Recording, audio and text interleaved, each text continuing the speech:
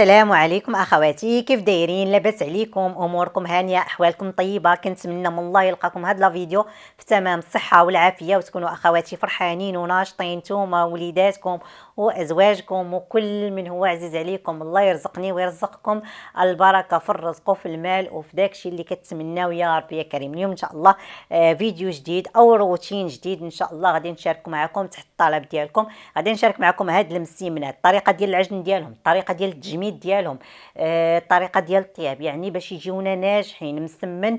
اللي صراحه عذبني حتى لقيت له لا ميثود. ان شاء الله كلشي غتشوفوه معايا في لا فيديو، وغديوه سريعه فيت في ان شاء الله. كلشي غتشوفوه معايا في هذا لا فيديو، فكنتمنى لكم الافاده والاستفاده، والاهم ان نوريكم طريقه التجميد، وغادي نشارك معكم هذا المسمن يعني المجمد غادي نحتاجوه بزاف بزاف بزاف ان شاء الله. فخليكم على فيديو من الاول حتى الاخر، وما تنساوش ليا البنات عافاكم البصمه كتنساوها البنات. كنشوف شي اخت كتخلي لي تعليق ويعني وكتنسى البصمه ما كتخليهاش، فضلا وليس امرا. الدور ديال البصمه انه كيشجع، ومن غير تشجيع انك كيخلي اليوتيوب يطلع داك الفيديو من كيحصل على اكبر عدد من اللايكات، فضلا كما قلت لكم وليس امرا اخواتي. اول حاجه اخواتي باش تنجح معنا المسمن ديالنا، انا نبدا معكم من الاول، من الدقيق، من الطريقه ديال العجن ديالو. تبعوا معايا الخطوات والمراحل، وان شاء الله الا جربتوا الطريقه ديالي غادي تعجبكم وغادي توليو معتمدينها، لاني كنشوف البنات بزاف كيتشكاو من المسمن خصوصا في الفيسبوك، وانا براسي تشكيت من المسمن مني جيت لهنا لفرنسا. كان عذبني المسمن وبقيت كنقلب حتى لقيت له الطريقه. في الاول البنات لاني انا كنت في الايطالي، في الاول كنت كندير يعني غير دقيق والفينو ومليحه سكر خميره ديال الحلويات، وكنعجن عادي. فالمسمن كيجي مخيره، يعني دليل على ان الدقيق يعني نوعيه الدقيق كتلعب دور كبير. مني جيت لهنا فرنسا فعجنته بنفس الطريقه، ما نعاود لكمش البنات. ان فوا المسمنه كتبرد كتولي تجري، وهي تجر كتولي الاستيك. الحمد لله بقيت كنجرب في الطرق حتى لقيت هاد الطريقه وقلتها للبنات وذاقوا عندي البنات، فهي طريقه زوينه واعتمدوها البنات. ولاو يعني تيشكروا هاد الطريقه. المهم تبعوا معايا المقادير. بالنسبه الكيلو ديال الفورص درت فيه زلافه عامره ديال الفينو فيها 250 غرام حتى ل 300 غرام. درت الملحه بحساب الذوق، معلقه ديال السنيده باش تعطي الحموره، ومعلقه ديال الخميره ديال الحلوه البنات، ومعلقه كبيره ديال الزيت الروميه، ومعلقه كبيره ديال الخل. الزيت والخل البنات كيلعبوا دور كبير باش ان المسمن يجي رطب ويجي كاينين البنات اللي غيقولوا لي المسمن بلا الزيت وبلا الخل غادي يجي مزيان، ولكن لا، راه نوعيه الدقيق كتلعب دور كبير. خصوصا انا كنهضر على البنات ديال فرنسا، راني كنلقى البنات قلت لكم كيتشكاو بزاف من المسمن في الفيسبوك، وهذا يعني ما كيجيهمش بديك الطريقه اللي كيجينا حنا في البلاد. المهم بين قوسين وصافي كنعجنوا البنات بالماء بارد، يعني كنعجنوا غير بالماء بارد من الروبيني. ما كما كتشوفوا معايا راه ما غندلكوش شي دليك، غادي غير نجمع العجينه وغادي نديرها في بلاستيكه وغنخليها ترتاح. هنا البنات راه كان الصباح، يعني حيدت الفطور وبديت بعجينه المسمن لاني غادي نقرصها حتى الليل. هذا حتى هو يعني باش كينجح لينا المسمن وما يعذبناش. قد ما طرخفت العجينه وبقات واحد المده فهي كتجي ناجحه معنا وما كتعذبناش حتى في التقراص وفي التوريق. كيف ما كتشوفوا معايا راني غير جمعتها، غير لويتها بحال هكايا وخليتها، لان البلاستيكه هي اللي يعني غتكمل ليها داك الدليك، ديك التماره اللي كنا حنا كنضربوا بكري ما بقاتش. او ديريها في العجانه تبقى تدور عليها وسيرتو مع العجينه شويه قاصحه. هي العجينه البنات ضروري خصكم تخليوها شويه قاصحه، ما تجريوهاش، لان قد ما طولت في هذا في البلاستيكه فهي كترخى. صافي البنات، يعني من بعد راني كنت ديك الساعه جمعت عليهم واحد نص ساعه تقريبا، خليتها في البلاستيكه. كيف ما شفتوا معايا قلبت عليها القصريه باش ما نعاودش نغسل القصريه يناستيس اللي عجباتو يديرها. فخليتها شويه ورجعت ليها، يعني ديتها وجبتها كيف ما كتشوفوا معايا، راه واخا باقا قاصحه ولكن طايعه معايا في اليدي، يعني كنديها ونجيبها صافي. غادي ندهنها بشويه ديال الزيت الروميه، وغادي نردها في البلاستيكه كيف ما قلت لكم. هذا راه كان الصباح البنات، وغادي نخليها حتى العشيه يعني من وراء العصر، وعاد غادي نبدا خدامه فيها، وتخليوها حتى الليل. اللي بغات دير المسمن مثلا في الصباح تعجنها في الليل وتخليها حتى الصباح، وتبدا يعني تقرص فيها. او لا مثلا بحال انا بغيتو في العشيه فخدمتها في الصباح، يعني باش نديرو منه الكوتي ويبقى منه في الكونجيلاتور. وهنا البنات غادي نشارك معكم الطاجين الغني عن التعريف الصراحه اللي كيعجبني وكيحمقني، الطاجين السوسي. فن مهم، انا تيحمقني شخصيا الصراحه في هذه العطله. كنطرحم انا بعدا، يعني كنولي ندير دي بلا اللي انا مشهيه، ويعني كيكون عندك الوقت ماشي بحال هذيك 11 ونص كتجيب الزربه، ولا بلا 11 ونص من وليداتي كياكلوا في لاكونتين. المهم يعني سبحان الله الضغط ديال المدرسه صعيب الحال. المهم عندي الحمات البنات ديال العجل الصغير، شرائح رقيقه بصراحه. هاد الطريفات كيشووهم اما في الفران اما في الشوايه. انا فضلت نديرهم طاجين، يعني لان عارفين اللحم في الطاجين غادي يدي الوقت، هادو رقاق بالزربه غادي نطيبهم. فنصيب عادي البنات، عندي البصله اللي شنفتها، درت انا البنات واحد شويه ديال التحميره، غير راس المعلقه. بغيتو ما ديروهاش ما ديروهاش، انا شخصيا كنديرها. شويه الملح، شويه الابزار، شويه الخرقوم البلدي وسكينجبير البنات حتى هما، يعني العطريه كتبقى عينك ميزانك. انا البنات راه اللي متبعين معايا انا راه مستغنيه على التصفيره او الخرقوم الاصطناعي، فما بقيتش كنديرو.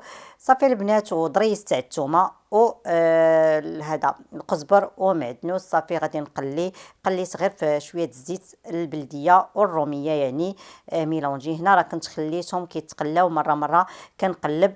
هنا راه طاب، ويعني كنت مره كنروي بطبيعه الحال، يعني باش ما يتحرقليش الطاجين ديالي. صافي يعني كنحاول يعني نجمعو، لان في الاول طيبته هو مشاتت لانه غير شرائح رقيقه. حاولت نجمعو يعني باش نستف الخضيره ديالي، وخليكم يعني راه هو شارح راسو. غادي نخضرو غير بالجزر، بطاطاج، البانه، وغادي ندير واحد شويه البصيله من الفوق، شويه مطيشه، وغادي ندير البرقوق. البنات كيمشي لي كتمشي لي الهضره بعض المرات، لان سبحان الله مع المونتاج كيتوضروك الكلمات كل شيء كيتلف ليك. المهم البنات، من فوق هاد الخضيره بعدا غادي نرش واحد شويه الملح وشويه الابزار. مني غادي ندير ديك البصيله ومطيشه وهذا داك البرقوق، غادي نرش عليهم كذلك مليحه، وغادي ندير شويه السنيده وشويه القرفه غادي نرشها عليهم، وغادي نغطي الطويجين ديالي ونخليه يطيب. مره كنبدا نهز يعني الروى، وكنسقي ديك الخضيره باش حتى هي تلذذ. يعني كندير المعلقه ونكب من الفوق من البرقوق والبطاطا والجلبانه وكل شيء هكا باش كيجي معلك ومدغمر وزوين الصراحه، ولا طاب على الفاخر غيجي يا سلام. بيني وبينكم البنات هادشي عادات مكتسبه، حنا في يعني في لونتوراج ديالنا ما كنديروش الطواجن بزاف، يعني في العائله ديالنا وداكشي ما كنديروش الطواجن بزاف. ولكن انا تيعجبوني الصراحه. علاش ما كنديروش الطواجن؟ الطاجن كيبغي يتكال مجموع، ما تيبغيش يتفرق. راكم عارفين.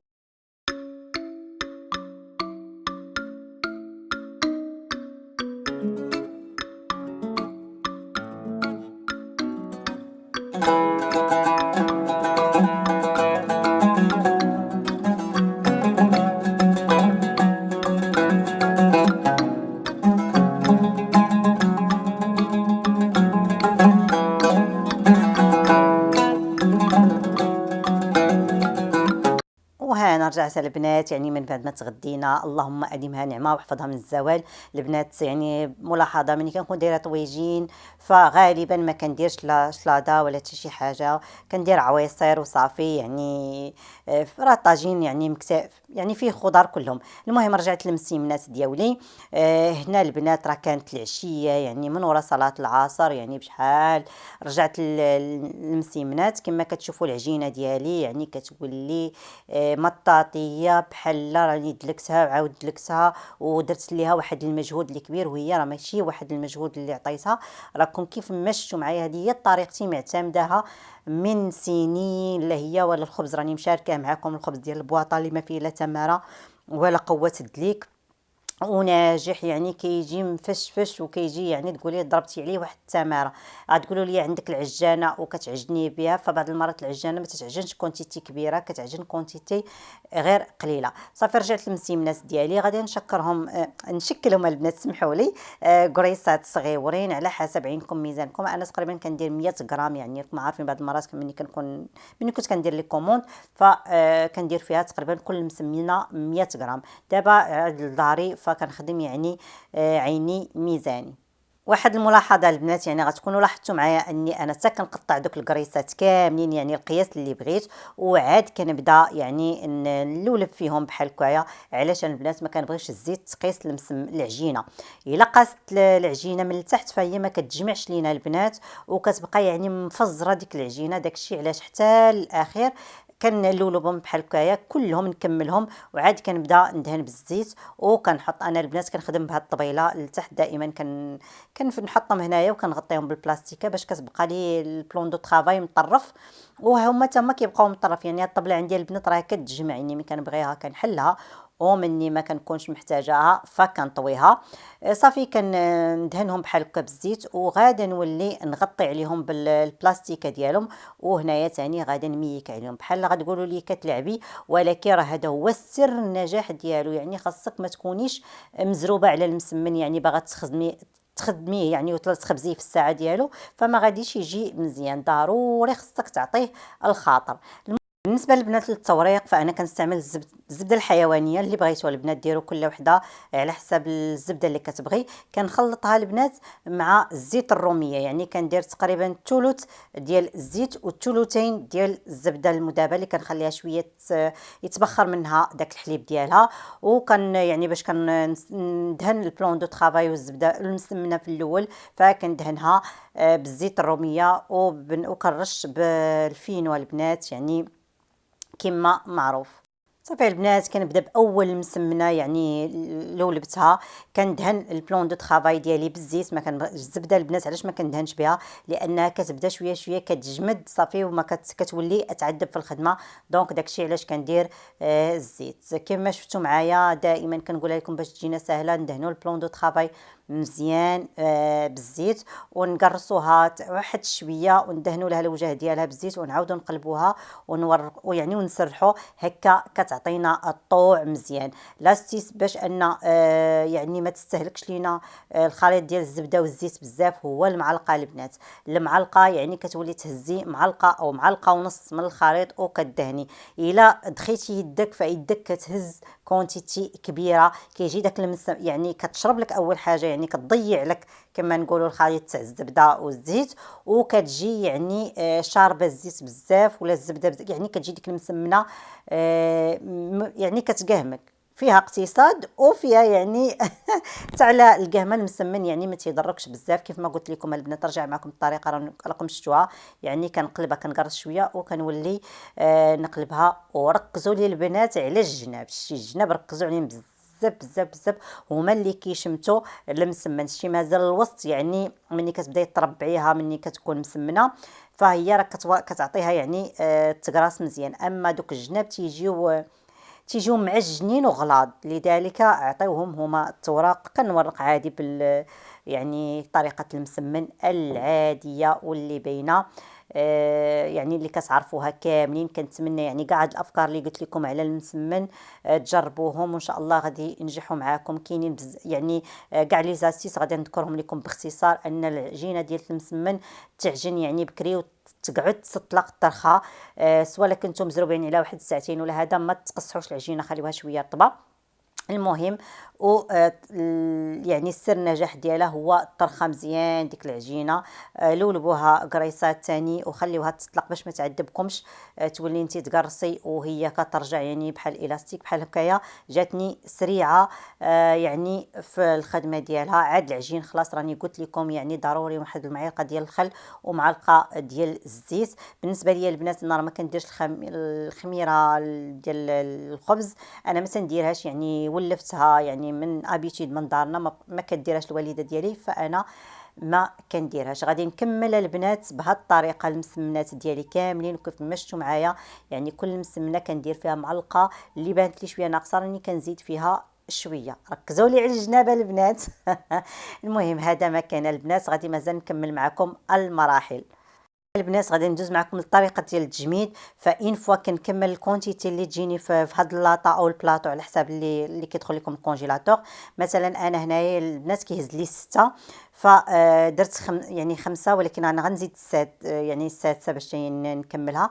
كنسرتفهم بحال هكا، كنغطيهم البنات بالفيلم اليمونتير، وكنعاود نغطيهم مزيان باش ما يضربهمش هذاك الهواء ديال الكونجيلاتور وتشقف لينا العجينه. كندهن غير واحد شويه بالزيت وكندخلهم الكونجيلاتور، وكنولي فين ما نكمل مثلا 6 الحبات كنولي نجبد داك البلاطو من الكونجيلاتور، وكنولي نكمل يعني ندير وحده فوق وحده تستيفه من ورا تستيفه وتيجمدوا. تنخليهم واحد المده تيجمدوا. بالنسبه لي البنات انا عندي الكونجيلاتور كبير يعني كيهز ليا البلاطو ديالي، نخليهم تيجمدوا وعاد كنولي نديرهم في بلاستيكه. غتشوفوا معايا ان شاء الله في المراحل. بالنسبه للمسمن كيف ما قلت لكم، ها نتوما البنات كيجي مورق، كيجي ناجح.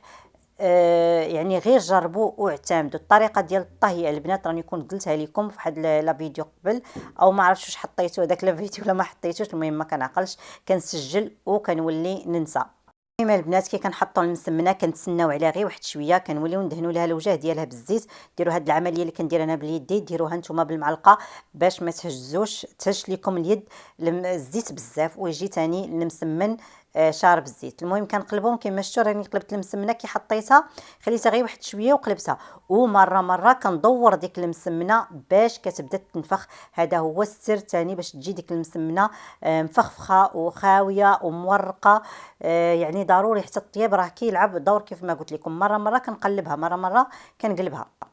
كنتمنى البنات يعني نكون وصلت الفكره وبانت الفكره. راه الفيديو موضح راسو بكل شيء باين. كل مره كنقلب يعني ايدي هنا وايدي هنا، وكندير هاد سميتو هادي البنات كنسد بها. مثلا عندك النفس، ملي كتسدي النفس تاع الجناب اللي كتكون كتخرج فكتعطي بحال هذيك النفس كتهرب للجهه الاخرى وكتنفخ المسمنه. كنتمنى يعني الفكره تكون باينه وواضحه. هذا هو المسمن ديالي، هذه هي زعما الطريقه ديالي اللي كيسولوني عليها البنات بزاف، فكنتمنى نكون وضحتها وشرحتها وبالصحه والراحه. للامانه البنات فهذا المقطع ديال الطياب ديال المسمن فهو حيدته من فيديو واحد اخر، لان فاش كنت كنصور كان عمر لي التليفون، لذلك يعني خديت هذا المقطع. انا البنات كما شفتوا ديك الكونتيتي اللي درت كامله فدرتها في الكونجيلاتور، ونصها يعني 6 الحبات دائما، يعني حنا كناكلوا غير 6 الحبات فهما اللي كليناهم داك النهير والباقي في الكونجيلاتور. وهذا هو المسمن يعني من بعد ما اللي تجمد يعني تنخليه مزيان، لان كتكون طبقه فوق طبقه فخصو الوقت باش يجمد.